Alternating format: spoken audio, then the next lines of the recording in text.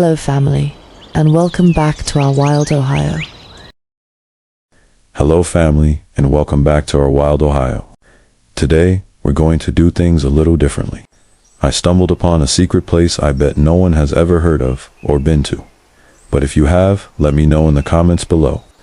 Anyways, while we explore this hidden gem, we are going to listen to the most powerful message that changed the direction of my entire life forever.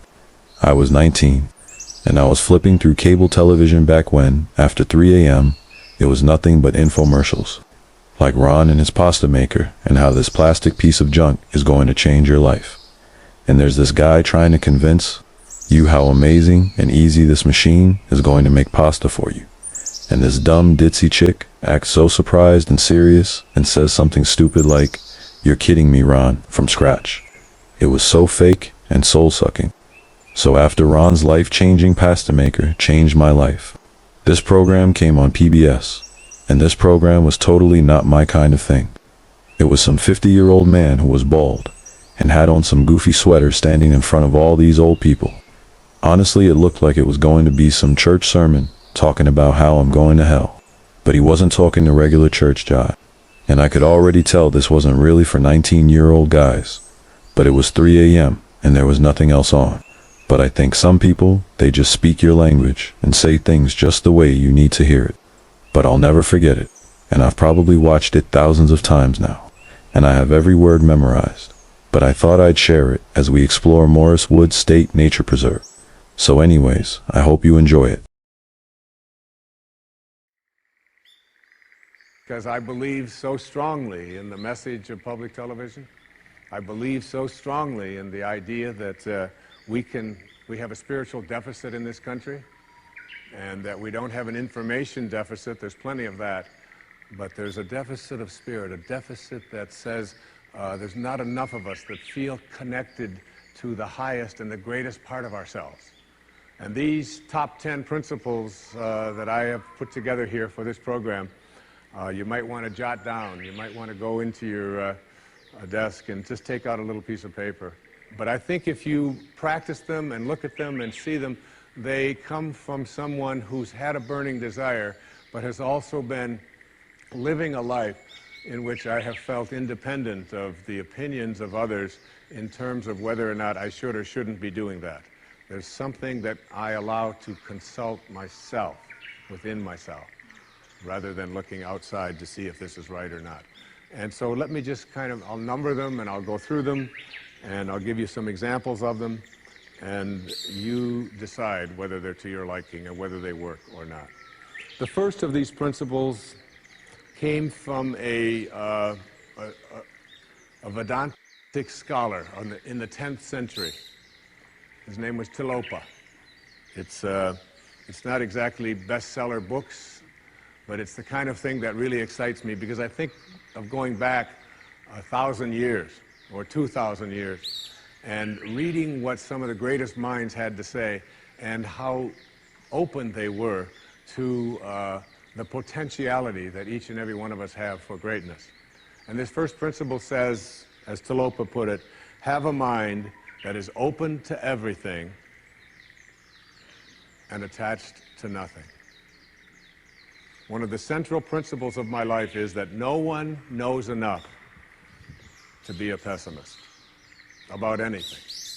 And that each and every one of us, when we close our mind to what is possible for us or what is possible for humanity, closes off the genius that resides and lives in each and every one of us.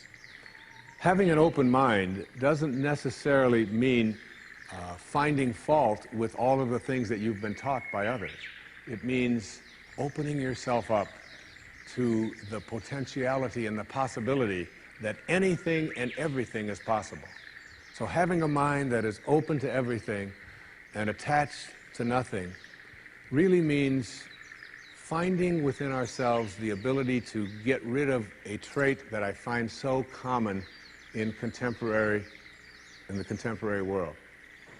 Do you know that most people that I meet spend their lives looking for occasions to be offended? they actually are out there hoping that they can find some reason to be offended. And there's no shortage of reasons. They're out there everywhere. The way this person dressed, what this person said, they turn on the TV, they hear the news, they're offended by this.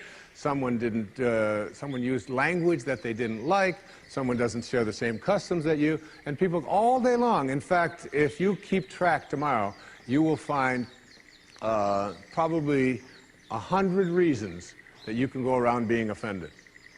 But a mind that is open to everything and attached to nothing is a mind that says, I'm never looking for anything to be offended by.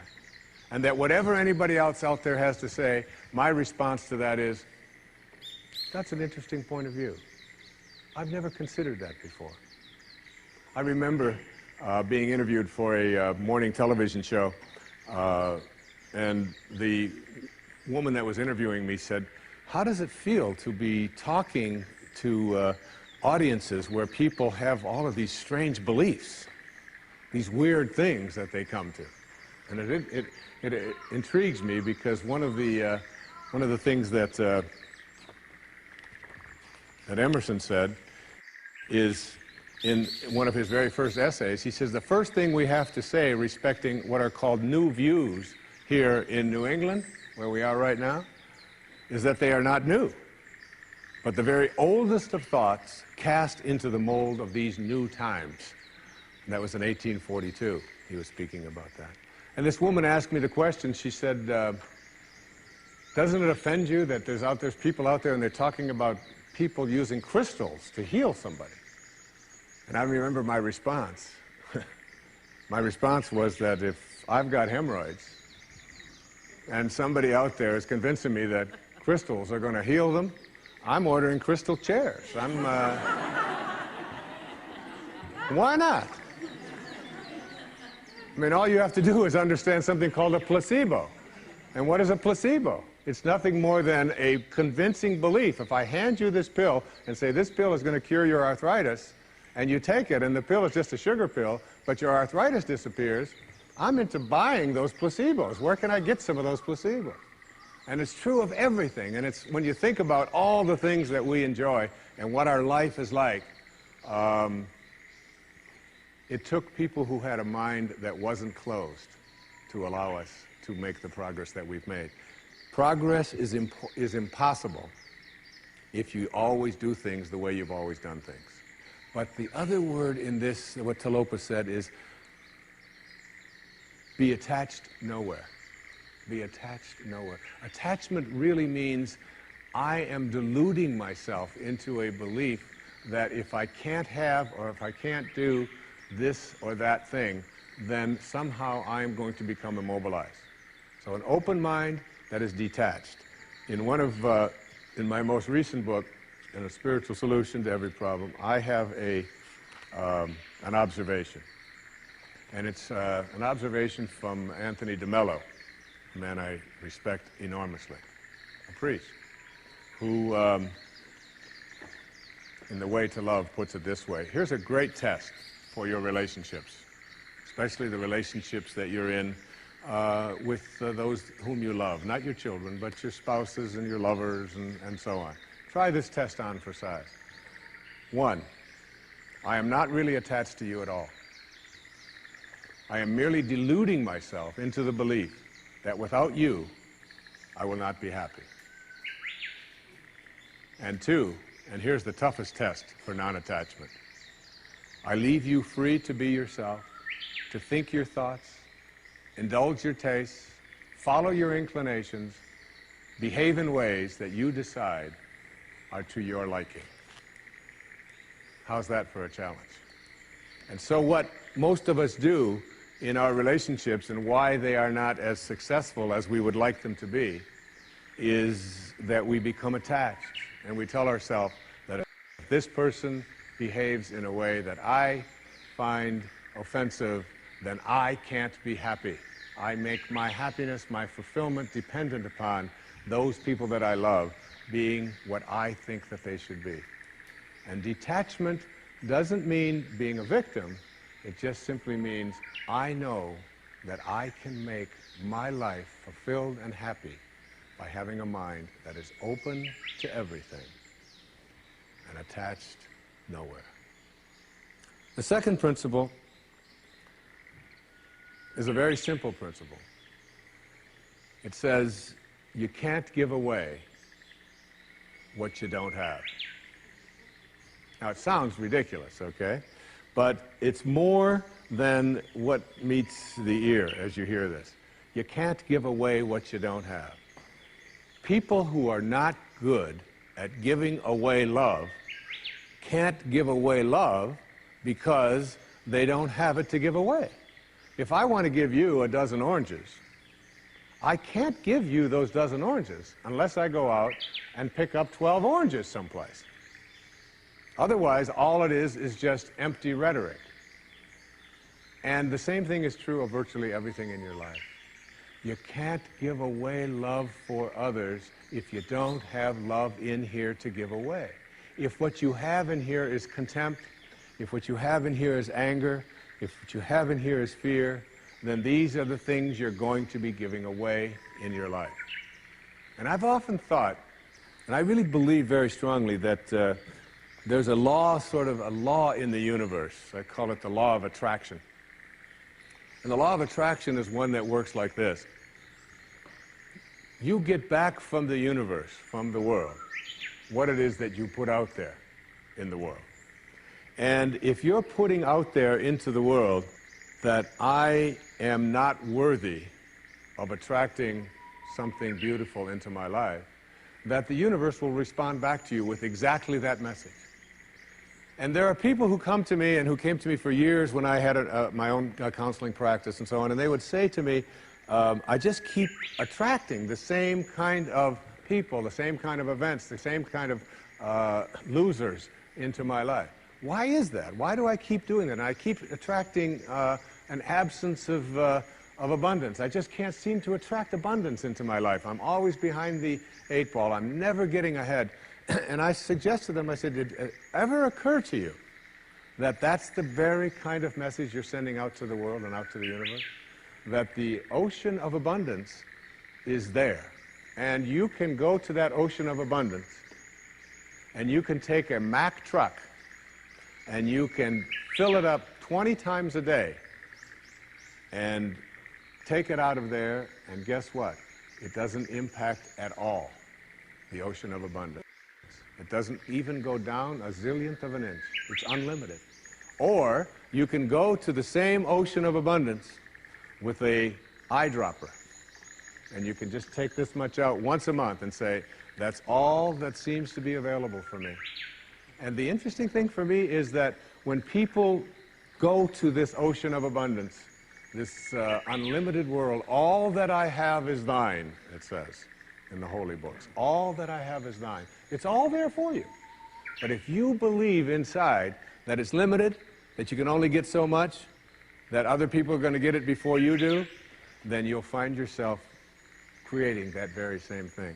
And the even more interesting part about this, you can't give away what you don't have principle, is that if your message to the universe is gimme, gimme, gimme, which is a lot of people's message to the universe. I want this from you, I want that from you, please give me this, I have to have that. That's what their prayer is like, that's what their message is, you know, and they say, I want this from the universe, gimme, gimme, gimme. The universe's response back to that kind of a mentality is exactly the same. The universe will say right back to you over and over again, gimme, gimme, gimme.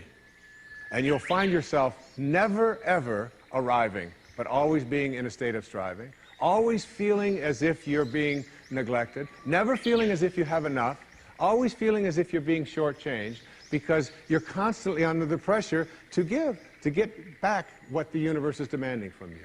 And the interesting thing about all of this, the irony of this, is that if you shift that and you say to the universe, to the world, how may I serve? How may I serve? The universe's response back to you is, how may I serve you? How may I serve you? And it's very intriguing. When you take your energy and your attention off of what you are demanding from the world, and instead saying, what can I give to the world? And it's really the basis behind that very famous line of the President John Kennedy's inaugural address. Ask not what your country can do, ask what you can do for your country. And the irony of that is, and I've learned that in my own life, that when I stopped thinking about what was in it for Wayne Dyer and how much could I get, and I began to shift and say, how can I help you? How can I give to you? What can I do for you? And people who write to me, I send them something. When I encounter somebody that needs help of some kind, I'm very often just giving that to them. And then I find that it just keeps coming back into my life. And once I shifted that energy off of what can I have into what can I give, it seemed to me that the universe responded back with the very same message. What can I give to you? And the most incredible and wonderful and beautiful abundance has flowed into my life in every way that I can possibly think of. You can't give away what you don't have. So take a look at an inventory of what you do have. How much do you love yourself? How much kindness do you have in you? How much peace do you have in you?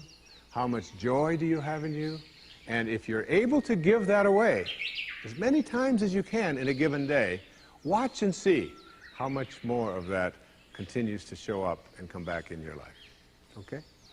The third principle is one of my very favorites. It's called, there are no justified resentments.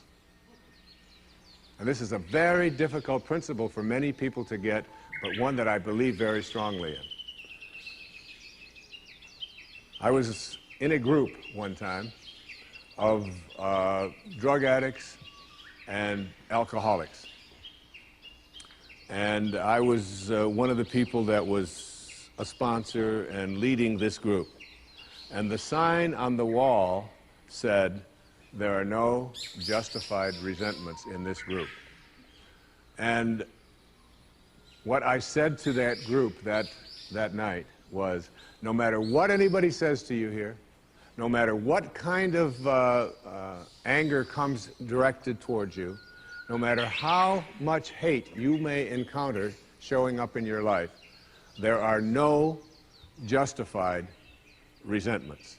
Meaning that if you carry around resentment inside of you about anything or about anyone, and I'm talking about the person that you lent money to and hasn't paid you back, I'm talking about the person in your life that you feel was abusive in your life, I'm talking about the person who walked out on you and left you for somebody else, I'm talking about all of the things that you have justified in your heart and in your life that you have the right to be resentful about. And I'm suggesting to you that those resentments will always end up harming you and creating in you a sense of despair. I've often said that no one ever dies from a snake bite. The snake bite will never kill you. You cannot be unbitten. Once you're bitten, you're bitten. But it's the venom that continues to pour through your system after the bite that will end up destroying you. So now you have to take a look at all of the resentments that you may have in your life. And I'd like to suggest to you that I think there is a wonderful metaphor for this that I have created in my life for how to make this work. And I think that Regis Philbin is the one who's responsible for it, all right? My buddy Regis. There's a show called Who Wants to Be a Millionaire that has been popular all over the world. I was in South Africa, it comes on, all right? I was in Australia, and they've got their own Australian version. And in Greece, they have the Greek edition of Who Wants to Be a Millionaire. And basically, this show has two levels that you have to get to. Now, the first level is the $1,000 level. And at the $1,000 level, you basically have to answer a question like, on your hand, you have some digits. Those digits on your hand are called your feet, your nose, your ears, your fingers. And everybody, whoever goes on the show, has this horrible dread that they're going to go out on one of those questions, right? So basically, in order to get to the $1,000 level, all you have to do is answer 5 pretty simple questions in order to get to the $1,000 level. Now, on this program, the $1,000 level for you, in this metaphor, means that you will leave with something if you get this. At least get this. This is the $1,000 level. You must send blame out of your life for any conditions of your life. Blame has to go. All right? Now, blame means if you're sitting there with a disease, you say without guilt, it's mine, I take responsibility for it. This means that if you have been through any tough circumstances in your life, this means if you have a minimal amount of financial security in your life, this means if your children don't get along with you, this means that if your neighbors are taking up a petition to get you out of the neighborhood, whatever it might be that's going on in your life, you name it, and everybody across this great country and across this world has a series of these things that you're willing to say, I am here because of the choices that I have made right now. I'm willing to say that. Even though it's difficult, and we know it's really not your fault. We know really there's a lot of people out there who are really bad, all right? But you're willing to say no blame. That's the first level, all right? That's where you understand no justified resentment. And then on the Who Wants to Be a Millionaire show, there is what is called the $32,000 level. And the $32,000 level is not only an opportunity for you to walk away with a sizable amount of goodies, which you can walk away from tonight in this program, but it also is the door opener to multi-wealth. But you got to get to this in order to have an opportunity to move into these transcendent levels, all right? Millionaire spiritual status, all right? You got to get through these next 5 questions. And this $32,000 question, or level rather, comes to this. It came to me from a quotation that I used in the writing of a spiritual solution to every problem. I read a book that was written a couple of thousand years ago by Patanjali, the Yoga Sutras, the aphorisms of Patanjali. And one of those sutras, one of those aphorisms, observations that this brilliant man made almost 2,000 years ago, was this. He said, if you become steadfast in your abstentions of thoughts of harm directed towards others, all living creatures will cease to feel enmity in your presence. Now this translates to blame, pretty basic, no more blame. I'm just not going to assign responsibility to other people for where I am, because now I have an opportunity to get rid of it. If I think someone else caused it, then I've got to wait for somebody else to change in order for me to get rid of it, and you might wait forever for that. But if I take responsibility for it, I can do something, including move on, which might be the most important thing to do. But at the higher level, when there are no justified resentments, what you are doing is what St. Francis did, Francesco. What you are doing is you are at a place where you are sending love in response to hate. You are literally saying, no matter what comes my way, I am going to be steadfast in my abstention of thoughts of harm directed toward others. I'm going to work hard at, no matter what comes my way, having it come out of me what I want to come out of me, and that is love, and that is a higher energy. And if you can get to that level, Patanjali said, all living creatures will cease to feel enmity in your presence. I have a little girl, a precious little girl. I have 6 precious girls and 2 precious sons, but I have a little girl who is almost 12. And she loves animals like no one I've ever met in my life. I mean, her whole life revolves around animals. And when we walk in the woods, butterflies avoid me, fly away from people around, and they come and they land right on her arm, and it happens all the time.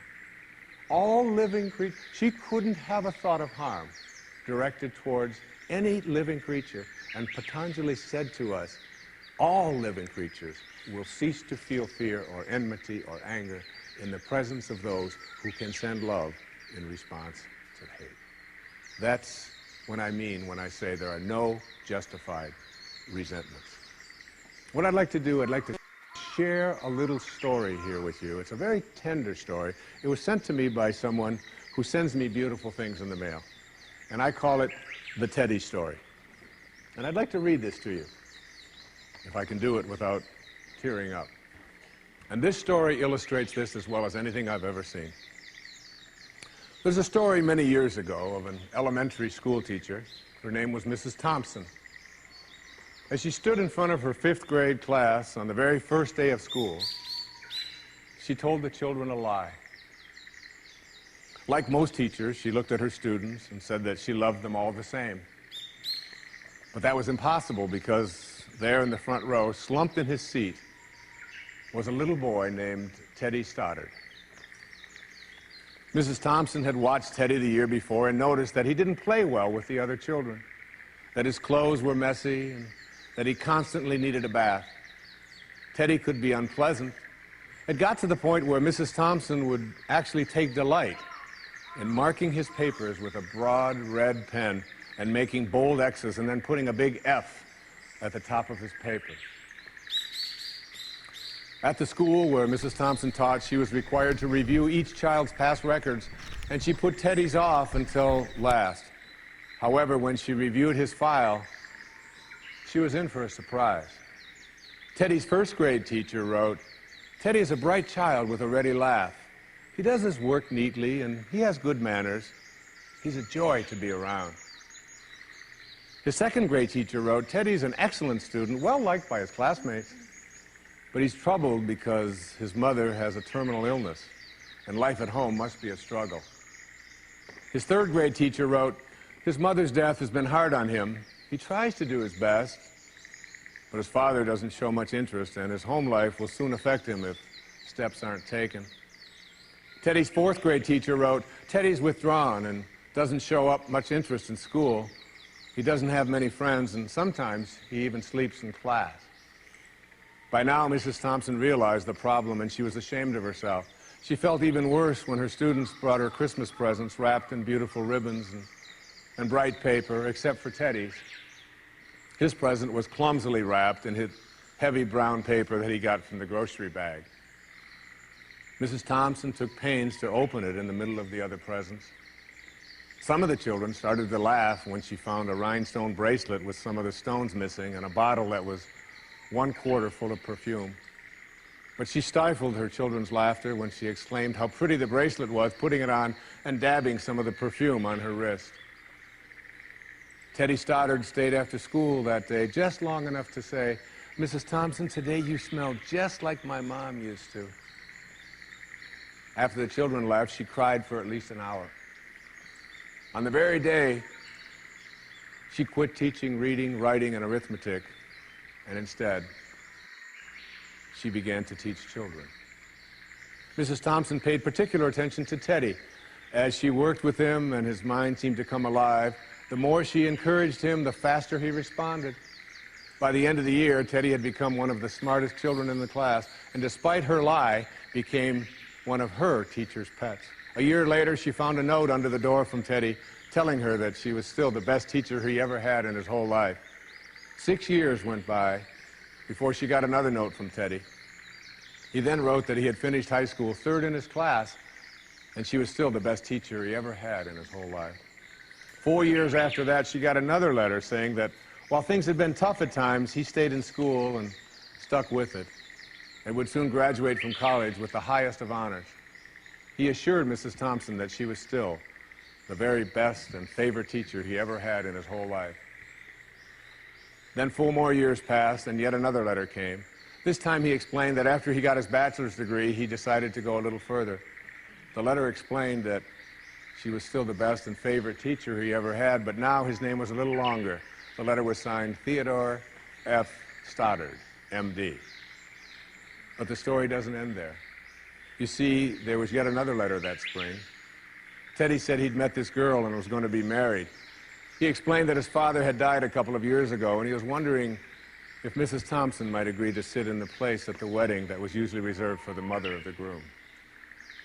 Of course, Mrs. Thompson did, and guess what? She wore that bracelet, the one with the several rhinestones missing. And she made sure she was wearing the perfume that Teddy remembered his mother wearing on their last Christmas together. They hugged each other, and Dr. Stoddard whispered in Mrs. Thompson's ear, "Thank you so much for making me feel important and showing me that I could make a difference." Mrs. Thompson came with tears in her eyes and whispered back, "Teddy, you have it all wrong. You were the one who taught me that I could make a difference. I didn't know how to teach until I met you." Isn't that a beautiful story? Yeah.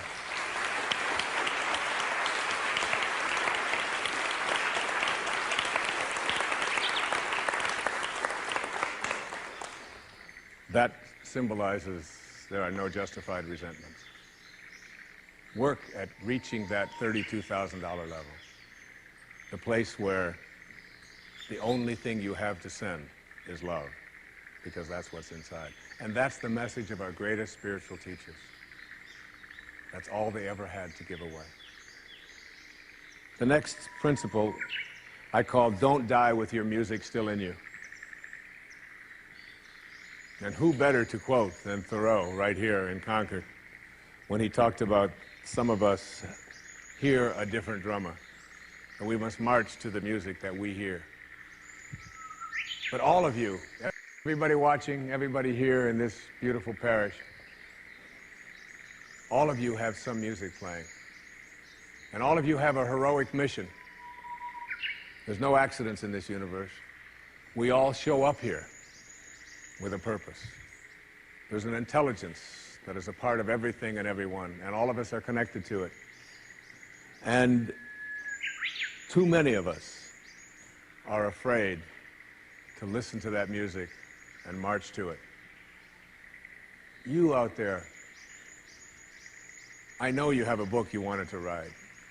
I know there's a composition you wanted to compose. I know there's a song you want to sing someplace. Maybe you want to raise horses out in Montana, or maybe you want to open up an ice cream shop on Cape Cod. Who knows what it may be? Maybe you just want to travel and see the world. Maybe you want to go into a relationship with someone but you've been afraid to, but your heart says it's the right thing to do. All of us feel something. And in Leo Tolstoy's famous novel, The Death of Ivan Ilyich, he asks this question that would be terrifying to me. He says, as he has his accountant from Moscow lying on his deathbed, contemplating the horror of this question, what if my whole life has been wrong? I've known what my music is. It's playing right now.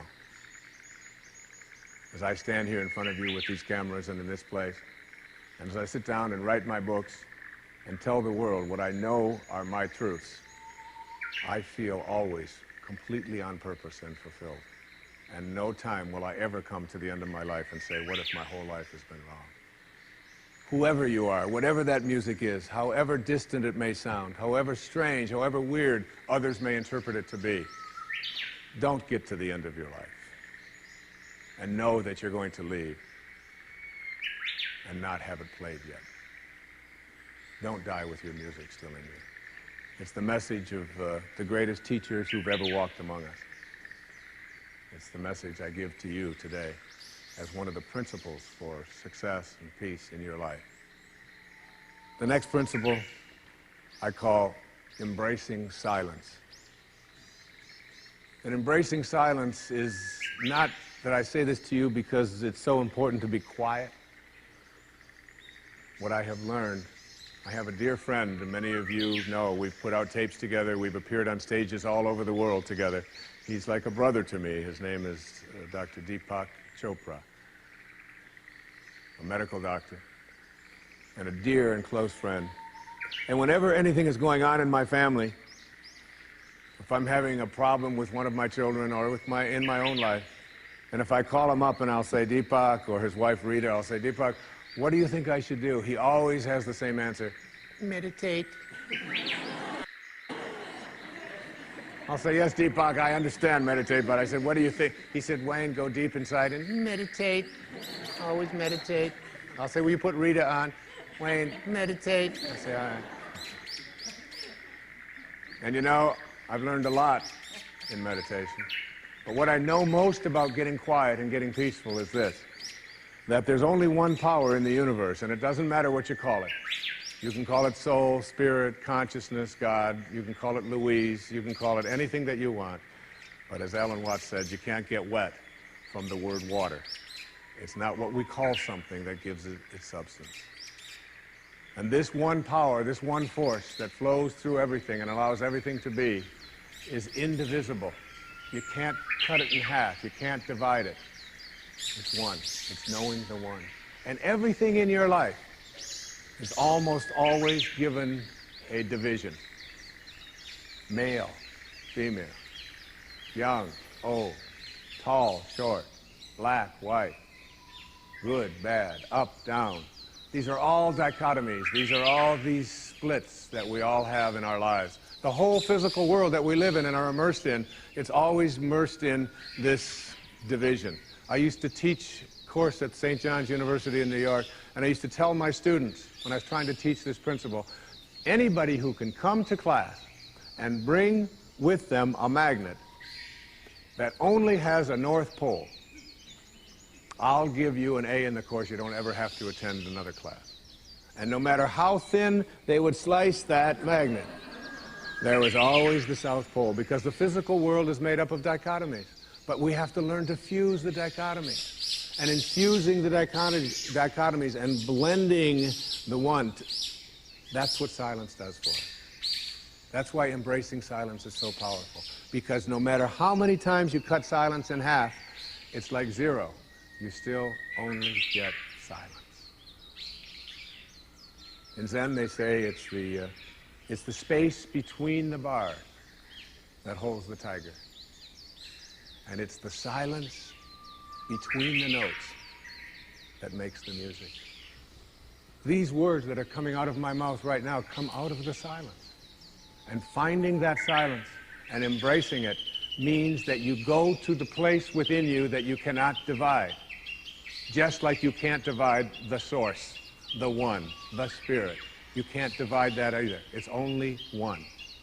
So when you go into your silence and you begin to practice meditation, and you begin to make this a part of your life and embrace silence, what you discover is this is where you'll come to know your source. You'll make conscious contact with your source. I can't tell you how many people that have come to me who have suffered from serious illnesses, who've been given diagnoses that it's terminal and that you can't do it, who have gone out to the wilderness and have decided that I am going to commune with nature.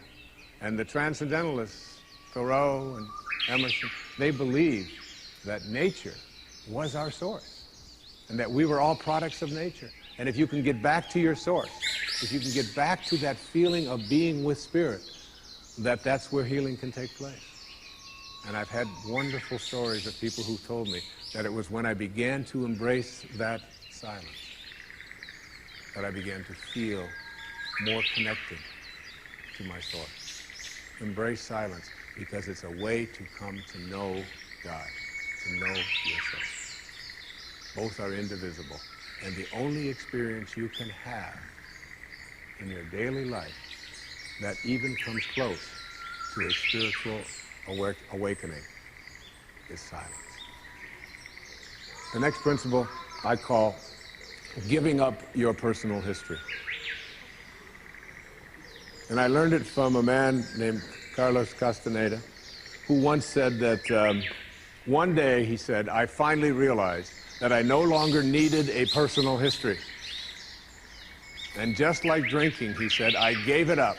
And that, and only that, has made all the difference in the world. You know the nice thing about giving up your personal history? Is that if you don't have a story, you don't have to live up to it. All of us have these bags of manure that we carry around with us, called our past. And the people who have done things to us, and the events and the circumstances, all of this stuff that we use and we bond to. And we bond ourselves to these wounds of our past, and we identify ourselves on the basis of these wounds. And every once in a while we set it down and we reach in there and we smear it all over ourselves. And then we wonder, why does my life smell so bad? I don't understand this. When in fact, the now, this moment, merging yourself into the now, means that you may have been in a relationship. I had a woman from Holland who came over to see me, whose husband had left her after 25 years. She had 4 children, and she just had been on the verge of suicide. And she was losing weight, and she was depressed, and she was taking all kinds of drugs for it, and she was getting sicker and sicker because she just couldn't get over it. And she came to a book signing that I was doing at a bookstore down in Florida. And she said, you've got to say something to me. You've got to say something to me that will help me to get over this. And I told her this line. I said, give up your personal history. Merge yourself here, now, into this moment. And those 25 years are something, if you want to understand how to do it, you don't need any more evidence. You did. And then you toss it. You toss it. You embrace it, and you toss it. And you merge into the now by giving up your attachment. And some of you have heard me use the metaphor of the wake. Alan Watts talked about the wake is not what drives the boat. The wake is just a trail that is left behind. That's all it is. And so is the wake of your life. And the wake doesn't make the boat go, and neither does the wake of your life, the reason why your life is going in the direction that it is. The wake is a trail that is left behind, and it's an illusion to believe that it is the cause of your suffering or your struggles or your difficulties. Give it up. Let it go. Embrace it, understand it, get help doing that if you must, and then move into the now. The next principle I call, it's from a line of Albert Einstein. He said, you can't solve a problem with the same mind that created it. In order to work at solving these things called problems in your life, you have to change your mind. It is your mind where they live. It is your mind that created them. There is where you experience them. They're all illusions. You must change your mind. Literally rewrite your agreement with reality.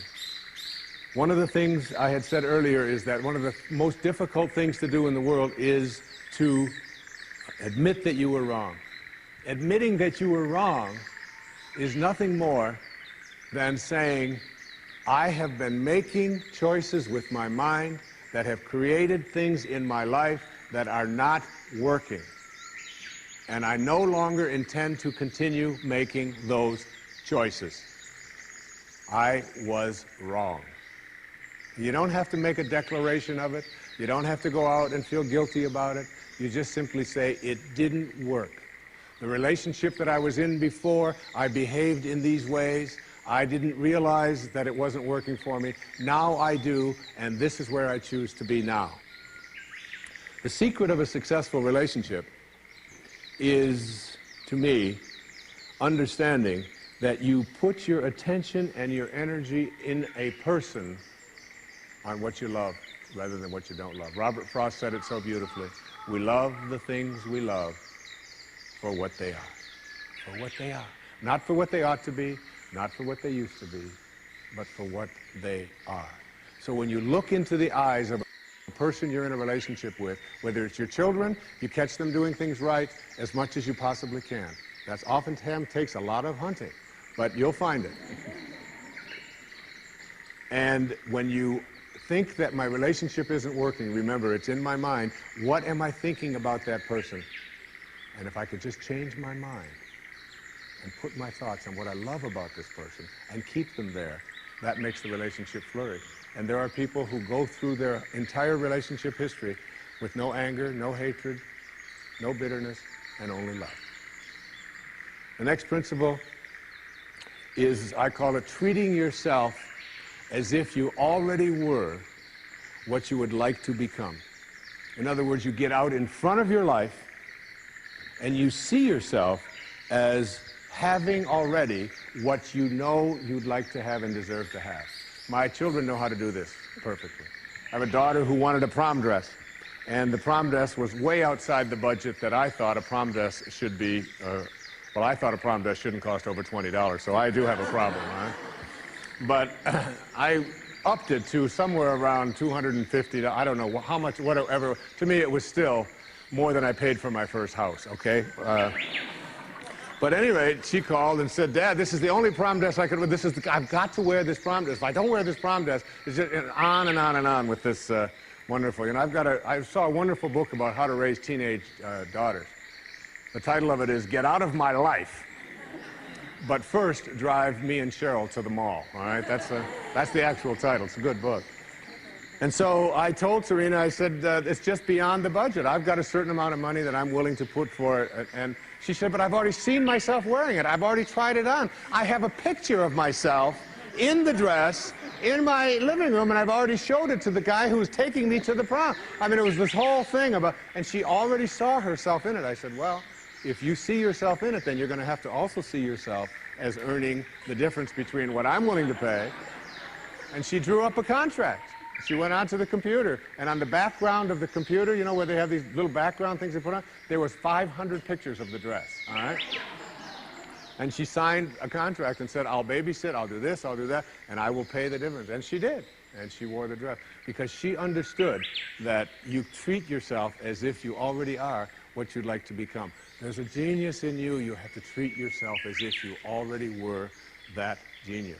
There's something you're completely capable of. See yourself as already there.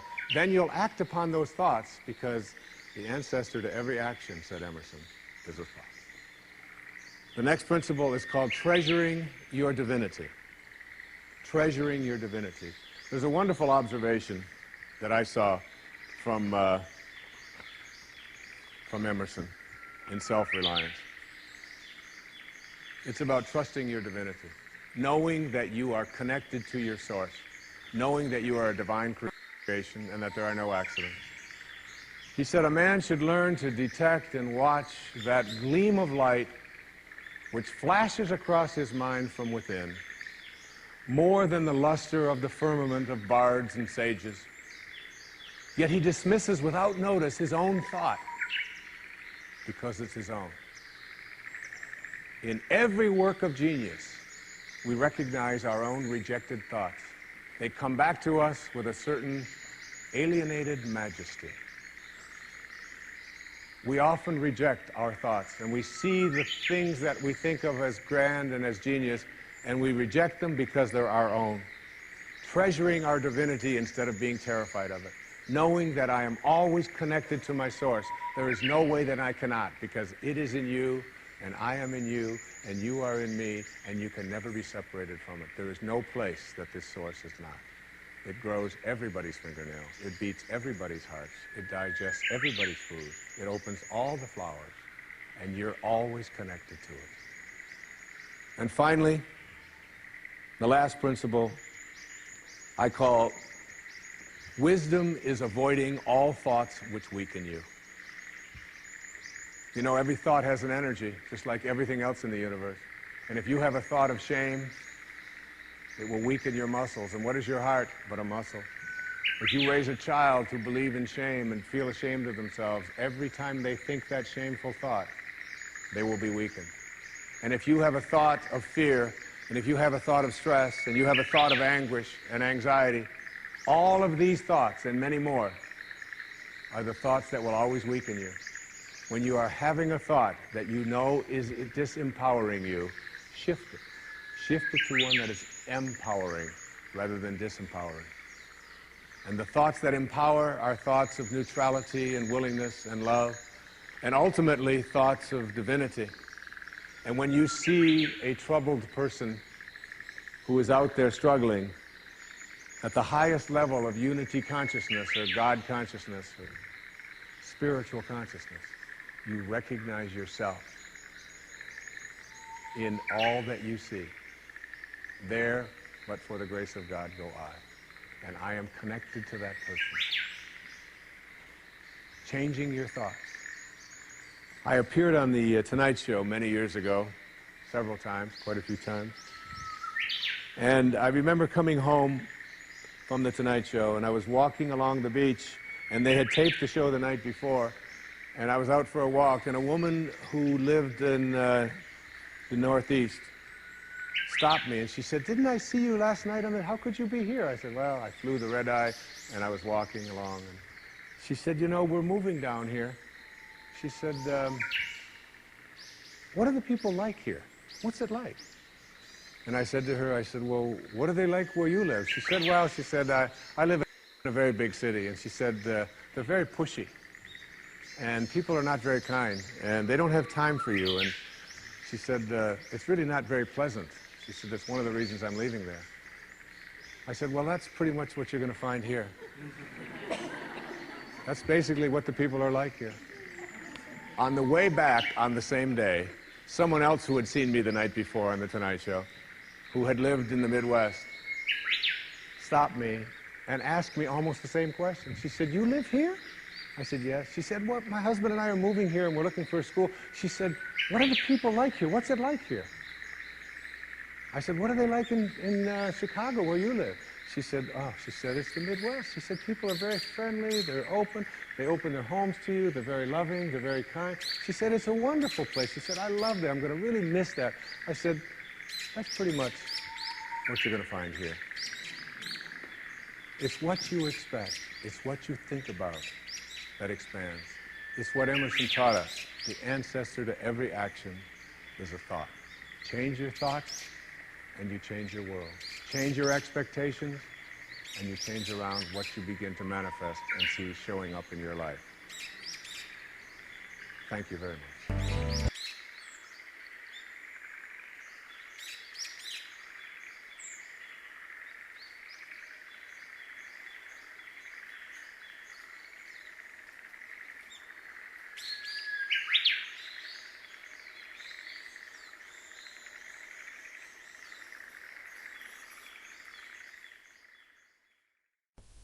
Well, this brings us to the end of another episode, my friends.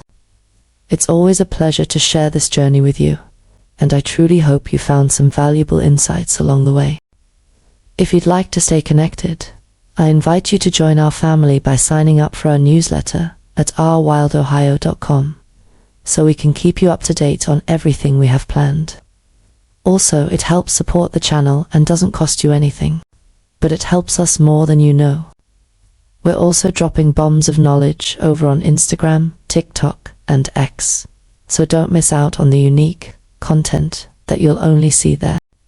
Now get out there and enjoy our wild Ohio, and until we meet again, stay wild, my friends.